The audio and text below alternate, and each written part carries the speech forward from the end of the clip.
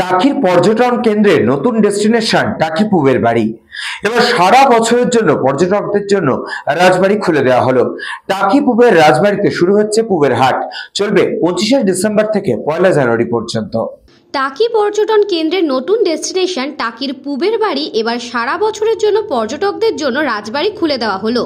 Heritage বাড়িতে পুবের হাট নতুন সংযোজন টাকির পর্যটন কেন্দ্র। টাকি পুবের রাজবাড়িতে শুরু হচ্ছে পুবের হাট 25 ডিসেম্বর থেকে 1 জানুয়ারি পর্যন্ত। ভারত বাংলাদেশ ইছামতির পাড়ে আর যে রাজবাড়িতে গ্রাম বাংলার গৃহবধূদের হাতে তৈরি নলেন গুড়ের পিঠে থেকে শুরু করে বিভিন্ন খাবারের স্টল থাকবে রাজবাড়ির প্রাঙ্গণে। অল্প দামে সেই খাবারের স্বাদ নিতে পারবে। এছাড়া ভিন্ন রাজ্যের বিভিন্ন পর্যটকরা এখানে যেমন প্রাচীন ঐতিহ্যকে সামনে থেকে দেখতে পাবে, তেমন ঠাকুর দালানের অন্যদিকে চট বাসে বেতের তৈরি হারিয়ে যাওয়া কুলো, তালপাতার পাখা আর টাকির গামছা বিভিন্ন হাতের কারুকার্য ফুটিয়ে তোলা হয়েছে।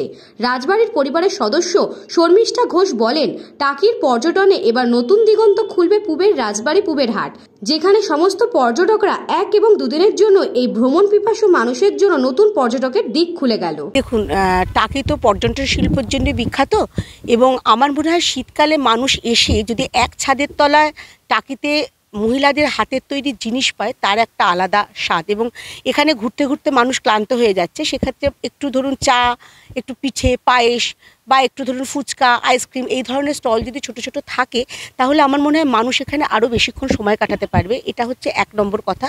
এবং দ্বিতীয় কথা হচ্ছে স্থানীয় মহিলারা নিজেদের কাজকর্মের পরে কিন্তু বাকি সময়টা হয় টিভি দেখে কাটান, নয়তো বা মোবাইলে সময় কাটান। তো তাদের ওই সময়টা যদি তারা এখানে ব্যয় করে তাহলে আমার মনে হয় তারা অর্থনৈতিক দিক থেকেও একটু স্বাবলম্বী হয়ে উঠবে। এটা 25শে ডিসেম্বর থেকে 1 জানুয়ারি অবধি হবে, এখন অবধি এটাই ঠিক আছে। দেখা যাক, যদি মানুষের সেইভাবে সাড়া পায় সেটা হয়তো আমরা আরেকটু বাড়াতে পারি। এই ধরনের উদ্যোগ নিলাম তার কারণ টাকিতে এর আগে এরম ধরনের কিছু হয়েছে বলে আমার জানা নেই। আমার মনে হয় টাকি পুবের বাড়ি বা টাকি রাজবাড়ি পুবের বাড়ি যাই বলুন, আমরা প্রথমেই এই জিনিসটাকে নিয়ে আসি এবং আমার এই চিন্তাভাবনা মাথায় এসছে এই কারণে, কারণ আপনারা দেখতে পাচ্ছেন চারিদিকটা সাজানো হয়েছে ঐতিহ্যের সঙ্গে আধুনিকতার মেলবন্ধন ঘটিয়ে। এবং এই যে ঝুড়িগুলো দেখছেন এগুলো কিন্তু টাকি থেকেই নেওয়া। লাগছে অ্যাকচুয়ালি আমরা তো কলকাতা থেকে আসছি, তো কলকাতাতে আমরা খুঁজি যে কোথাও অফবিট লোকেশন, তো টাকিতে পুবের রাজবাড়ি একটা আকর্ষণীয় জায়গা। তো এখানে কলকাতা থেকে মানুষ বা যে কোনো জায়গা থেকে মানুষ এটা প্রচণ্ড ভালো লাগবে আশা করছি। ব্যুরো রিপোর্ট, নিউজ বঙ্গ টাইম।